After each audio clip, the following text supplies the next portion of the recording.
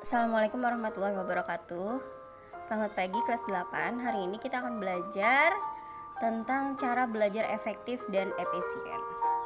Efektif itu artinya yang berhasil ya, yang menghasilkan, bukan malah sia-sia.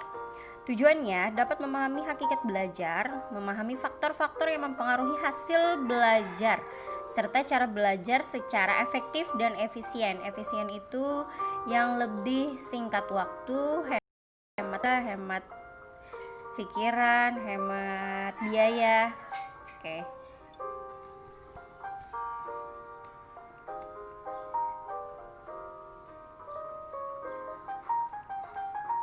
Pengertiannya, belajar adalah suatu aktivitas yang dilakukan secara sadar untuk mendapatkan sejumlah kesan dari bahan yang telah dipelajari. Jadi belajar itu adalah suatu aktivitas. Aktivitas artinya aktif, tidak pasif. Belajar dapat didefinisikan sebagai proses di mana tingkah laku ditimbulkan atau diubah melalui latihan atau pengalaman. Jadi belajar itu harus ada perubahan tingkah laku dan perubahan pengalaman. Menurut dari James O. Whittaker ya.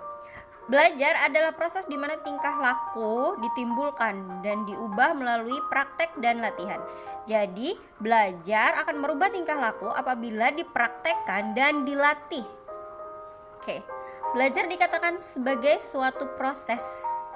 Jadi, tidak instan.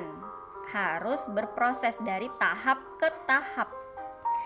Contohnya, seorang anak yang ingin berjalan, maka akan dilatih dari merangkak, berdiri, sampai akhirnya bisa berjalan. Faktor yang mempengaruhi hasil belajar.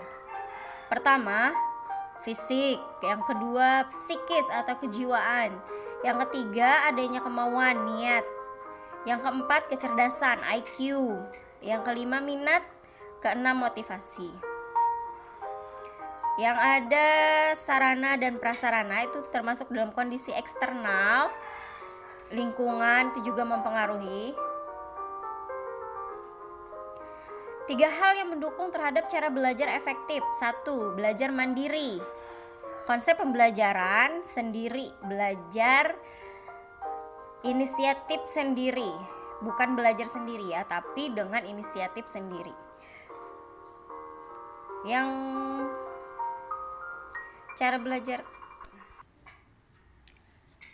belajar efektif dan efisien. 1. Siapkan buku materi pelajaran yang akan dipelajari dan dikumpulkan dengan rapi di atas meja belajar.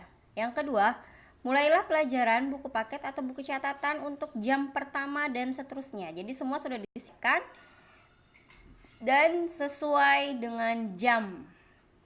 Jangan terlalu lama membaca buku pelajaran, upayakan hanya sekitar 20 menit.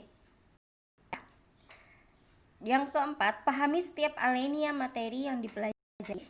Catat hal-hal yang penting dalam buku Anda. Jika belum dimengerti, maka tanyakan pada guru atau teman yang mengerti.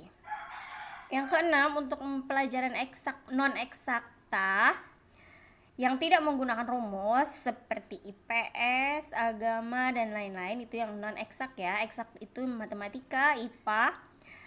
Cobalah ambil berbicara sendiri layaknya seorang guru ketika berdiri di depan kelas. Hal itu untuk menguji berapa persen kalian sudah menguasai materi yang baru dipelajari. Yang ketujuh, untuk pelajaran eksakta, matematika, IPA, bahasa Inggris misalnya, upayakan Anda tulis rumus-rumus tersebut pada folio atau karton manila. Tempelkan, gantungkan pada tempat belajar di kamar atau yang sering terlihat. 8. Kerjakan latihan-latihan soal sebanyak-banyaknya. 9. Seringlah berdiskusi atau menanyakan soal kepada bapak, ibu, guru, atau teman. Yang ke-10, upayakan kelompok belajar kecil yang solid.